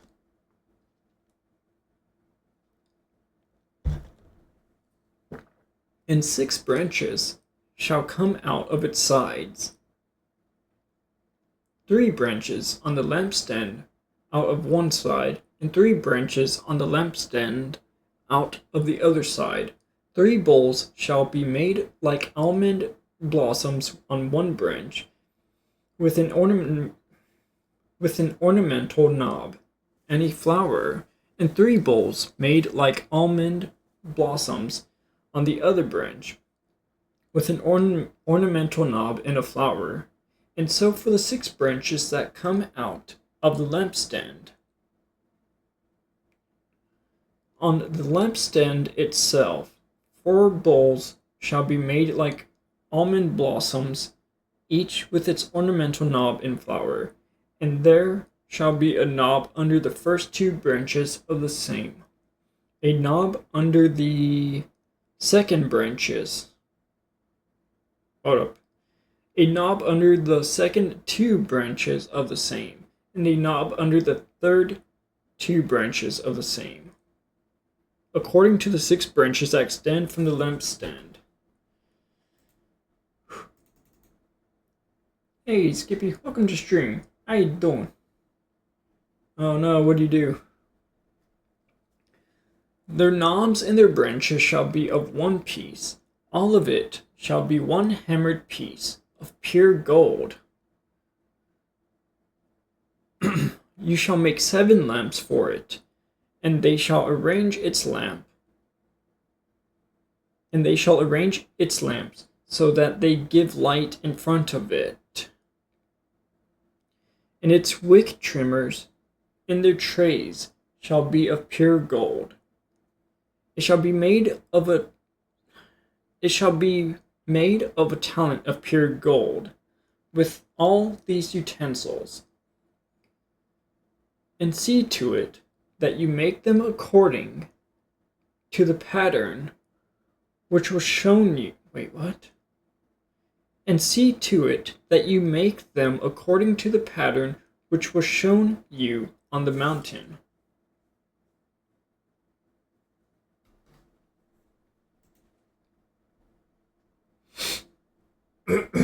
Oof. Running out of water.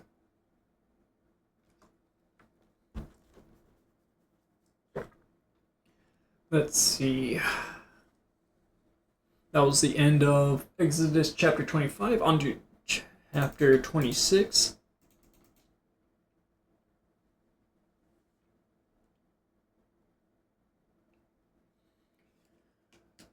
Whew.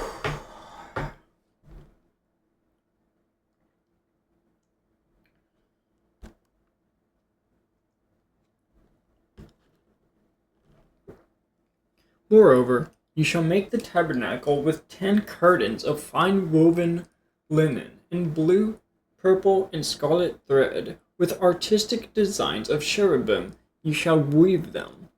The length of each curtain shall be 28 cubits, and the width of each curtain 4 cubits, and every one of the curtains shall have the same measurements.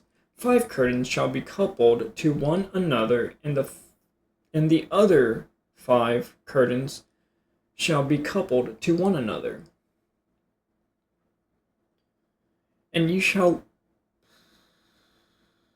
make loops of blue yarn on the edge of the curtain on the selvage of one set, and likewise you shall do on the outer edge of the other curtain of the second set. Alright, selvage means what?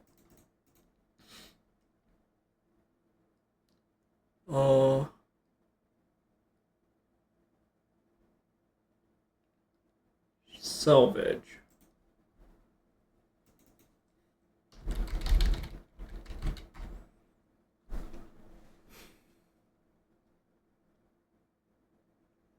An edge produced on woven fabric during manufacture that prevents it from unraveling. Oh. A zone of altered rock. Oh wait, this is geology.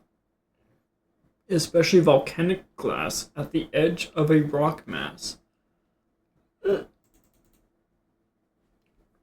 So. Selvage.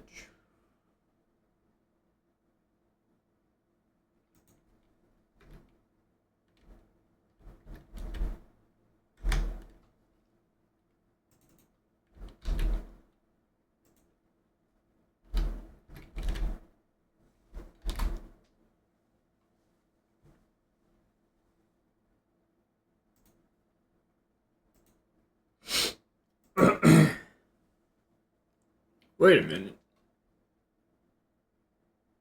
Huh. Anyways.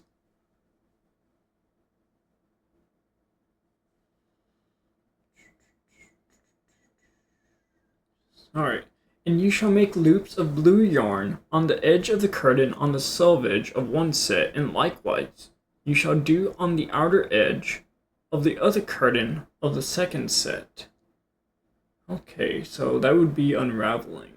Or that would help with the unraveling. Or preventing it from unraveling.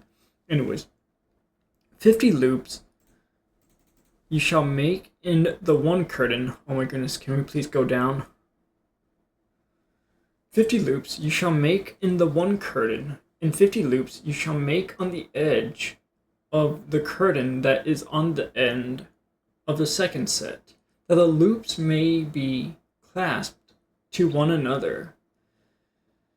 And you shall make 50 clasps of gold, and couple the curtains together with the clasps,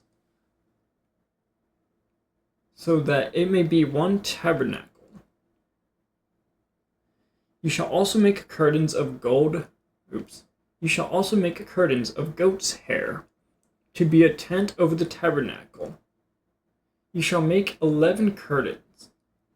The length of each curtain shall be 30 cubits, and the width of each curtain 4 cubits, and the 11 curtains shall all have the same measurements. And you shall couple 5 curtains by themselves, and 6 curtains by themselves. And you shall double over the 6th curtain at the forefront of the tent.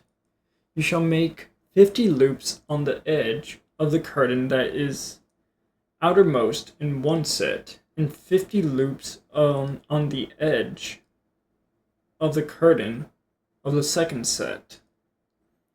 And you shall make 50 bronze clasps. Put the clasps into the loops, and couple the tent together, that it may be one.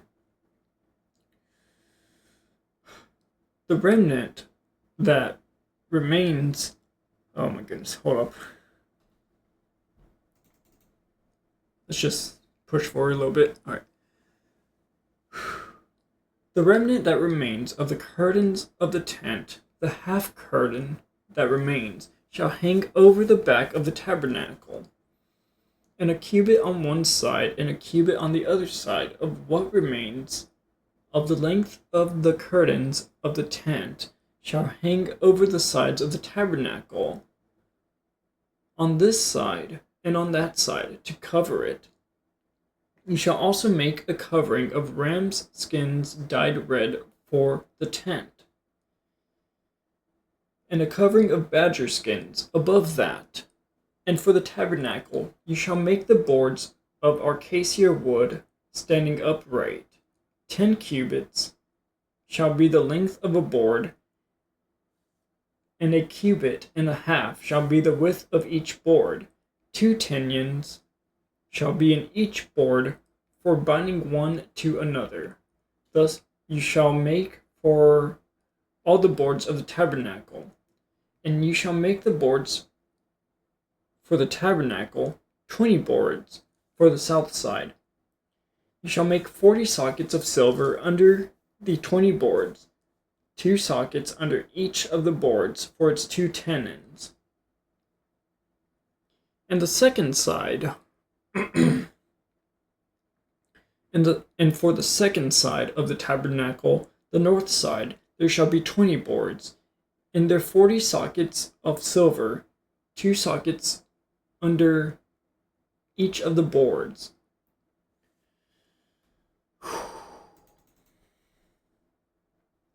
For the far side of the tabernacle westward, you shall make 6 boards, and you shall also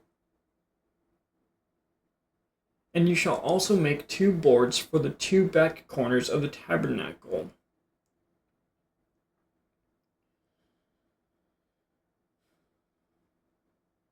They shall be coupled together at the bottom and shall be coupled together at the top by 1 ring. Thus it shall be for both of them.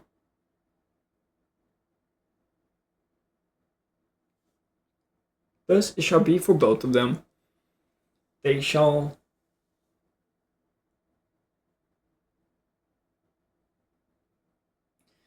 be for 2 corners. So there shall be 8 boards with their sockets of silver, 16 sockets, 2 sockets under each board. And you shall make bars of acacia wood, 5 for the boards on one side of the tabernacle, 5 bars for the boards on the other side of the tabernacle, and 5 bars for the boards of the side of the tabernacle, for the far side westward. The middle bar shall pass through the midst of the boards from end to end. You shall overlay the boards with gold. Make their rings of gold as holders for the bars, and overlay the bars with gold. You shall raise up the tabernacle according to its pattern, which you were shown on the mountain. You shall make a veil woven of blue, purple, and scarlet thread and fine woven linen. It shall be woven with an artistic design of cherubim. Whew.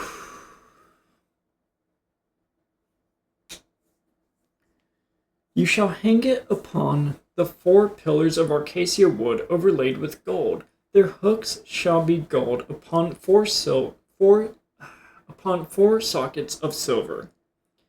And you shall hang the veil from the clasps. Then you shall bring the ark of the testimony in there, behind the veil. The veil shall be a divider for you between the holy place and the most holy. They shall put the mercy seat upon the ark of the testimony in the most holy. You shall set the table outside the veil, and the lampstand across from the table on the side of the tabernacle toward the south. And you shall put the table on the north side. You shall make a screen for the door of the tabernacle, woven of blue, purple, and scarlet thread, and fine woven linen, made by weaver. And you shall make for the screen 5 pillars of acacia wood, and overlay them with gold. Their hooks shall be of gold, and you shall cast 5 sockets of bronze for them. Alright, that's the end of Exodus chapter 26. On to Exodus chapter 27.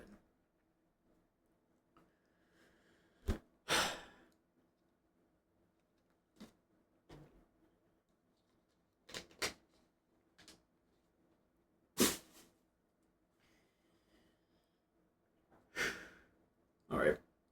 You shall make an altar of acacia wood, 5 cubits long and 5 cubits wide. The altar shall be square, and its height shall be 3 cubits.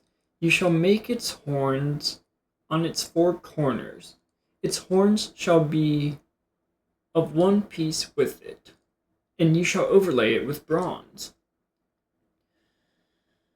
Also you shall make its pans to receive its ashes, and its shovels, and its basins, and its forks, and its fire pans. You shall make all of its utensils of bronze. You shall make a grate for it, a network of bronze, and on the network you shall make 4 bronze rings at its 4 corners. You shall put it under the rim of the altar beneath, that the network may be midway up the altar. And you shall make poles for the altar, poles of acacia wood, and overlay them with bronze. The poles shall be put in the rings, and the poles shall be on the 2 sides of the altar to bear it. You shall make it hollow with boards, as it was shown you on the mountain, so shall they make it.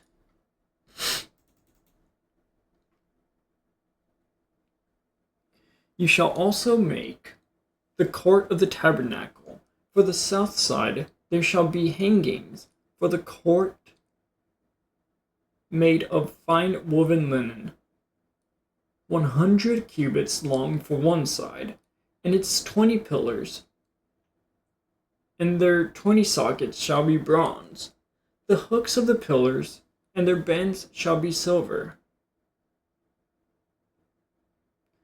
The hooks of the pillars and their bends shall be silver.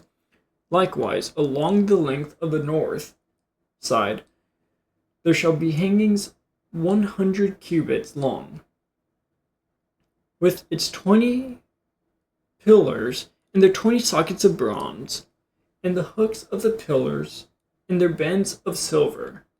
And along the width of the court on the west side shall be hangings of 50 cubits, with their 10 pillars and their 10 sockets. The width of the court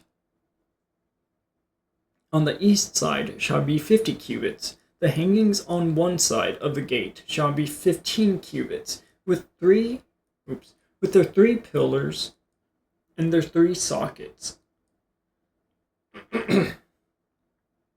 And on the other side shall be hangings of 15 cubits, with their 3 pillars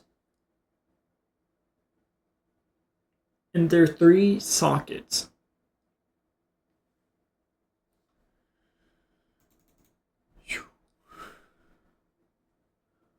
For the gate of the court there shall be a screen 20 cubits long, woven of blue, purple, and scarlet thread, and fine woven linen, made by a weaver. It shall have 4 pillars and 4 sockets. All the pillars around the court shall have bends of silver. Their looks shall be of silver, and their sockets of bronze. The length of the court shall be 100 cubits, the width 50 throughout, and the height 5 cubits, made of fine woven linen, and its sockets of bronze. All the utensils of the tabernacle, for all its service, all its pegs, and all the pegs of the court shall be of bronze. And you shall command the children of Israel that they bring you pure oil of pressed olives for the light, to cause the lamp to burn continually. In the tabernacle of meeting. In the tabernacle of meeting, outside the veil, which is before the testimony, Aaron and his sons shall tend it from evening until morning before the Lord. It shall be a statute forever to their generations on behalf of the children of Israel. And that is the end of Exodus chapter 27. On to chapter 28.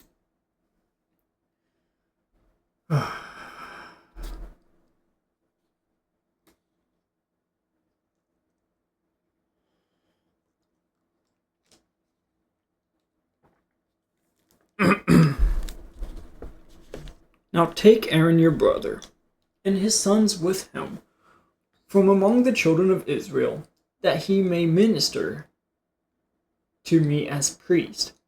Aaron and his sons, Nadab, Abihu, Eleazar, and Ithamar. And you shall make holy garments for Aaron your brother, for glory and for beauty. So you shall speak to all who are gifted artisans, whom I have filled with the spirit of wisdom, that they may make Aaron's garments, to consecrate him, that he may minister to me as priest. And these are the garments which they shall make: a breastplate, an ephod. Hold up.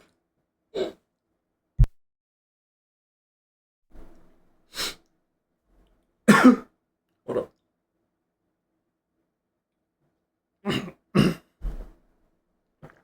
Oh.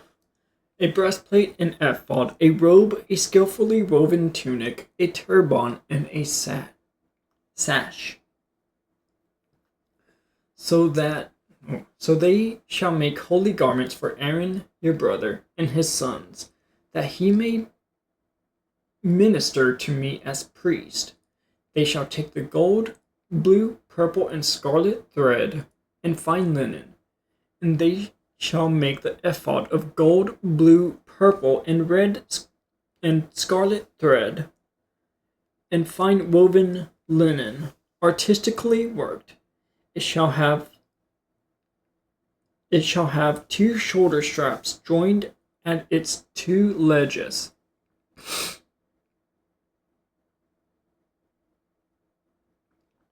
It shall have 2 shoulder straps joined at its 2 edges. So it shall be joined together. And the intricately woven band of the ephod which is on it shall be of the same workmanship, made of gold, blue, purple, and scarlet thread, and fine woven linen. Then you shall take 2 onyx stones, and engrave on them the names of the sons of Israel.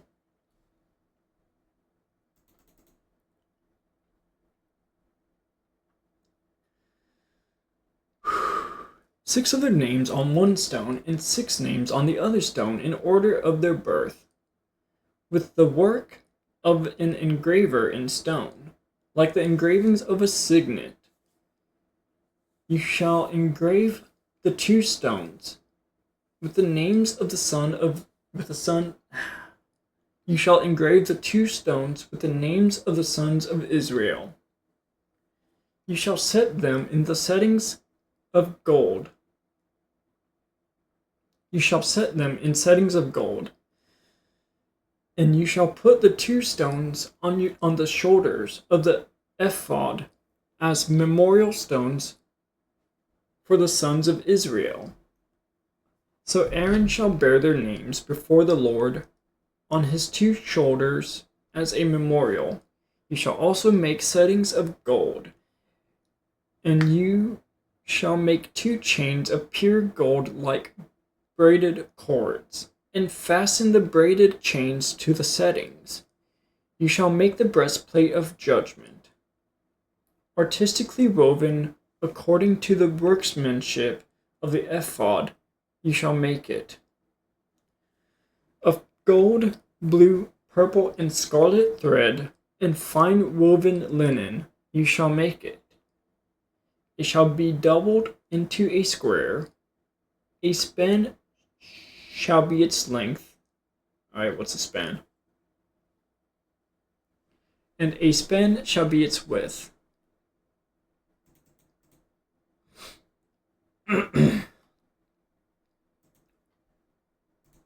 Span.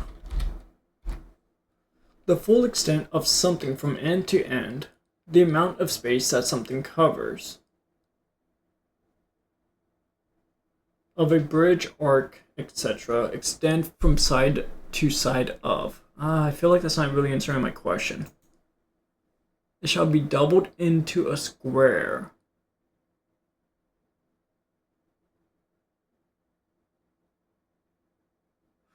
Oh, I don't think it's really specifically saying. I think it's just because it's like, it shall be doubled into a square. So it's saying that, like, a span shall be its length, and a span shall be its width. So, like, one not longer than the other, but matching each other. I don't know.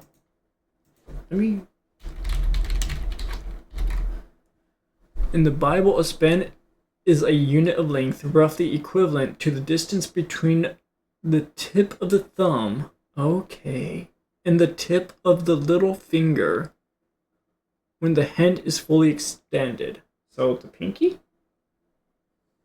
I hope so.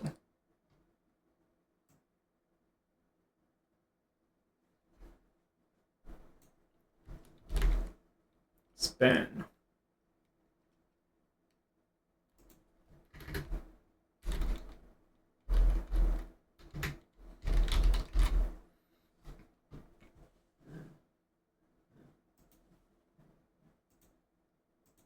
Alright, let me see. Something about span. Alright. And you shall put settings of stones in it, 4 rows of stone. The first row shall be a sardius, a topaz, and an emerald. This shall be the first row. Alright, what's a sardius?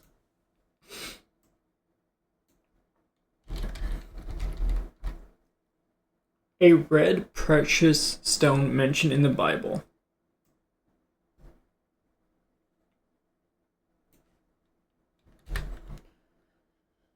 Sardius.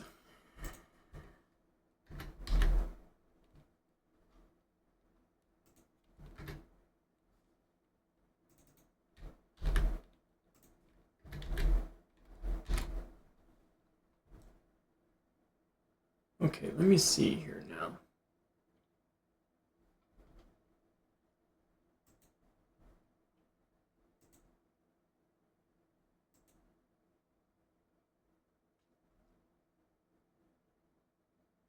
The first row shall be a sardius, a topaz, and an emerald. This shall be the first row. The second row shall be a turquoise, a sapphire, and a diamond. The third row, a jacinth, an agate, and an amethyst. And the fourth row, a beryl, an onyx, and a jasper. They shall be set in gold settings. And the stones shall have the names of the sons of Israel, 12 according to their names, like the engravings of a signet, each one with its own name. They shall be according to the 12 tribes. You shall make chains for the breastplate at the end, like braided cords of pure gold. And you shall make 2 rings of gold for the breastplate, and put the 2 rings on the 2 ends of the breastplate. Then you shall put the 2 braided chains of gold in the 2 rings which are on the ends of the breastplate.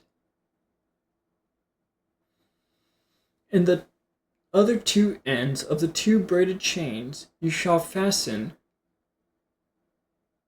to the 2 settings, and put them on the shoulder straps of the ephod in the front. You shall make 2 rings of gold and put them on the 2 ends of the breastplate on the edge of it, which is on the inner side of the ephod. Woo!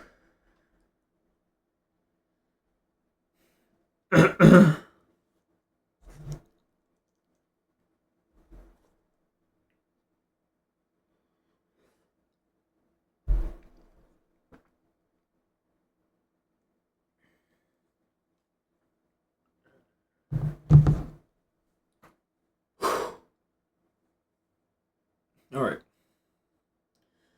And 2 other rings of gold you shall make, and put them on the 2 shoulder straps, underneath the ephod, toward its front, right at the seam above the intricately woven band of the ephod.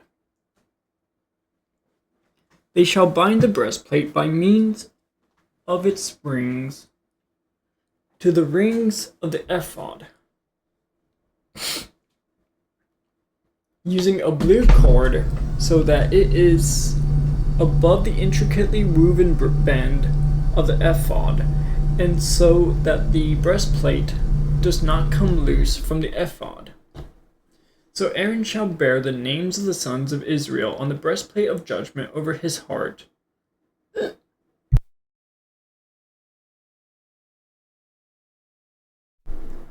When he goes into the holy place as a memorial before the Lord continually.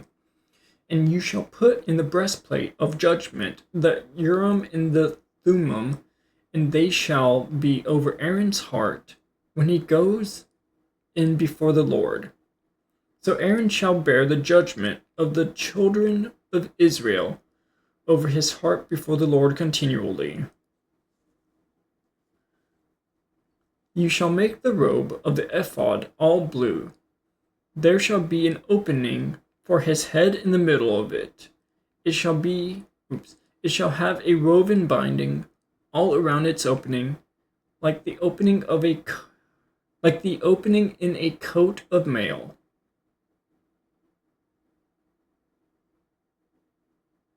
So that it does not tear.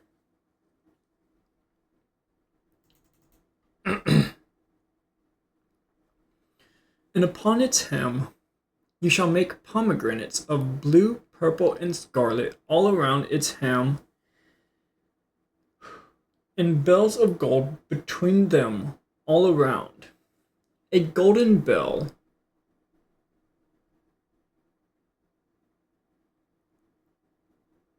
and a pomegranate. A golden bell and a pomegranate.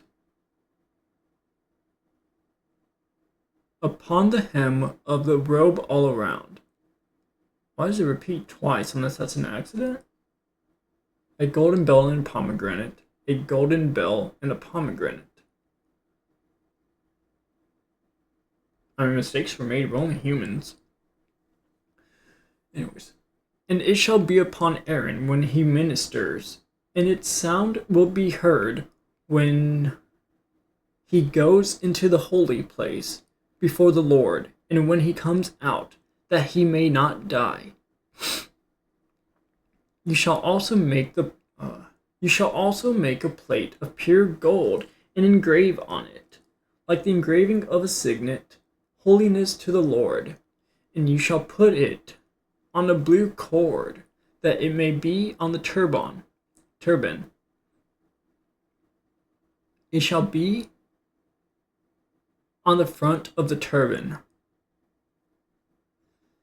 So it shall be on Aaron's forehead, that Aaron may bear the iniquity. Wait a minute.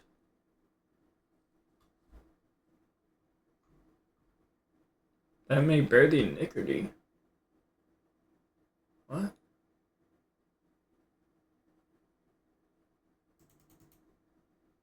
Maybe if we read the whole thing first, we'll understand it better. So it shall be on Aaron's forehead that Aaron may bear the iniquity of the holy things which the children of Israel hallow in all their hollow gifts. And it shall... Hold on. Alright, anyways.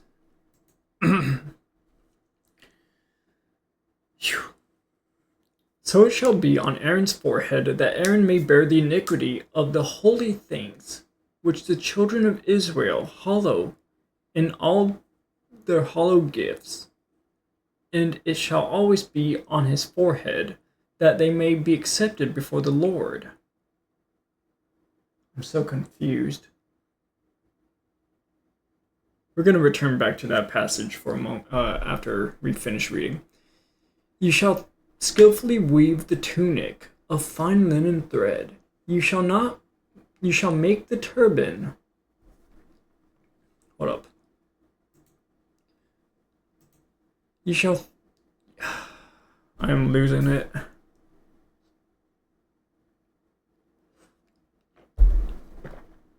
You shall skillfully weave the tunic of fine linen thread. You shall make the turban of fine linen, and you shall make the sash of woven work. For Aaron's sons you shall make tunics, and you shall make sashes for them, and you shall make hats for them, for glory and beauty. So you shall put them on Aaron your brother, and on his sons with them. You shall anoint them, consecrate them, and sanctify them, that they may minister to me as pet priests. And you shall make for them linen trousers to cover their nakedness. They shall reach from the waist to the thighs. They shall be on Aaron and on his sons. They shall be on Aaron and on his sons when they come into the tabernacle of meeting, or when they come near the altar. Hold up, I'm so sorry. They shall be on Aaron and on his sons when they come into the tabernacle of meeting, or when they come near the altar to minister in the holy place, that they do not incur iniquity and die. It shall be a statute forever to him and his descendants after him. Alright, I'll be right back.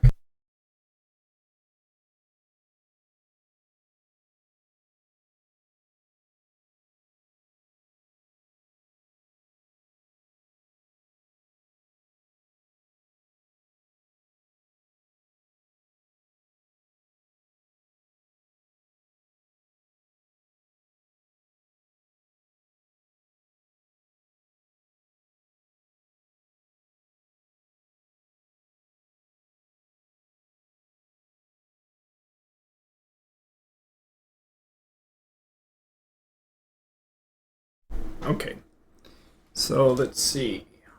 Let me reread that last one. They shall be on Aaron. Oh, oops. They shall be on Aaron and on his sons when they come into the tabernacle of meeting, or when they come near the altar to minister in the holy place, that they do not incur iniquity and die. It shall be a statute forever to him and his descendants after him. So let's go back to 38. So it shall be on Aaron's forehead that Aaron may bear the iniquity of the holy things. But iniquity means immoral or grossly unfair behavior. So it shall be on Aaron's forehead that Aaron may bear the immoral or grossly unfair behavior of the holy things, which the children of Israel hallow in all their holy gifts. Yeah, I'm not understanding that.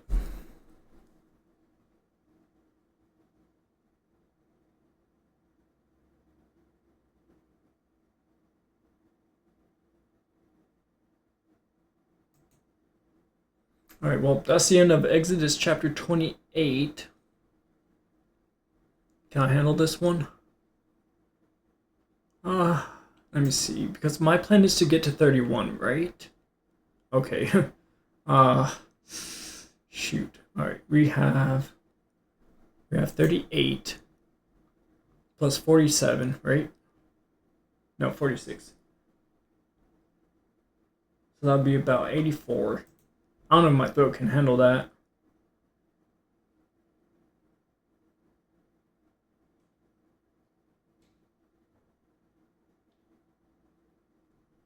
Oh wait, and then don't I have to? Okay, no. I already did 28.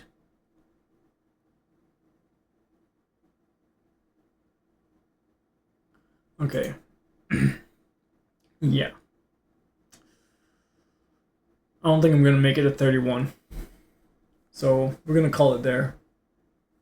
But let me see. There was something I wanted to look at, but what? I don't remember. But yeah, we're gonna call it there. So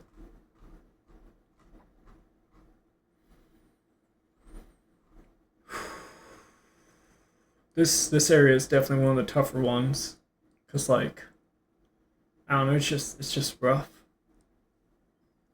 Just to be talking about the items. But anyways,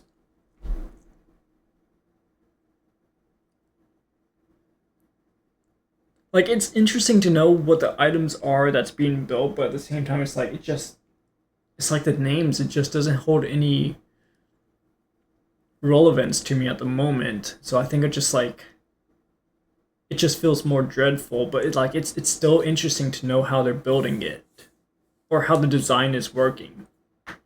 But yeah, that's all for the reading. We're gonna go on, finish out on a prayer as per usual. Thank you, Heavenly Father, for providing us with your word and the tools provided to us so that we may be able to spread your word, your love, and glory to those around us. We ask for the wisdom and insight needed to better understand what the passage was about so that we may be able to apply it to our life and be able to be more Christ-like for you. Thank you, Heavenly Father, for hearing our prayers. We love you very much. We ask that you continue to cleanse our blood with yours. We thank you for spending your time with us in prayer. In your name we pray. Amen. All right. And yeah. That's all. So thank you very much and have a blessed day, everyone.